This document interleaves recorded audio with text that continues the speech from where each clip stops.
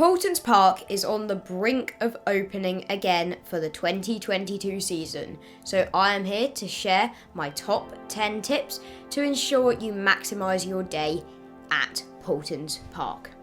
Tip number 1, if you haven't already booked, then some of the best days to go are midweek dates, such as Wednesday and Thursday. If you can't go on a weekday, such as school or work or other reasons, then a Sunday is usually the best day of the weekend. Rainy days are great days to go to Paultons Park as they will usually be quieter, as will the queues. However, try to avoid windy days as best you can, as many rides will be closed. Tip number 2, before you arrive at the park, make sure you download the official Paultons Park app. It contains queue times and a map of the park, as well as other important information for your visit.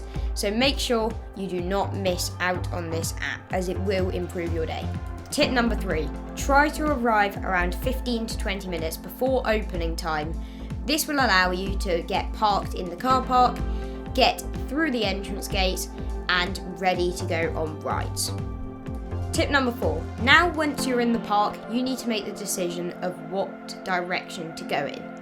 I'll show this on a map on the screen. If you travel to the left, you'll be able to go on rides such as Cobra, Edge, Magma, and rides in the Lost Kingdom area of the park. If you travel to the right, you'll be able to go to the Critter Creek area of the park, Tornado Springs, and also Peppa Pig World.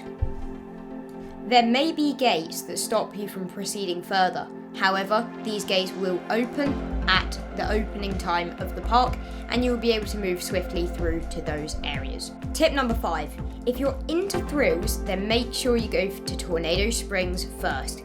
You can get on lots of rides very quickly with minimal queue time. If you're not so much of a thrill seeker, then be sure to travel to Peppa Pig World first, as you will be able to get on a few rides with relatively short queue time. However, the queues will build relatively quickly, meaning you should travel to another area of the park after this begins to occur. Don't worry though, you can always come back to Peppa Pig World towards lunchtime and the end of the day when it is quieter. Tip number 6, have lunch later so that most people are not in the queue times for rides. This will allow you to get on some of the more popular rides with a much shorter queue time, allowing you to maximise your day.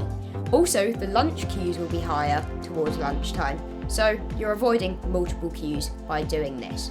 Tip number 7, while waiting for your lunch to go down, make sure you do not miss out on the animals that are spread out around Paultons. There are some in all areas of the park, and you can use your Paultons Park app to see exactly where all of them are. Tip number 8, remember to not focus entirely on the roller coasters. There are other rides at the park that are just as fun, for example Edge, Magma, Cyclonator, and smaller rides such as the Teacups and Kentucky. Tip number 9, be sure not to leave the park early, as the queues always go down towards the end of the day, meaning you will again get on a lot more rides. Finally, tip number 10, the queues close at closing time. The rides don't.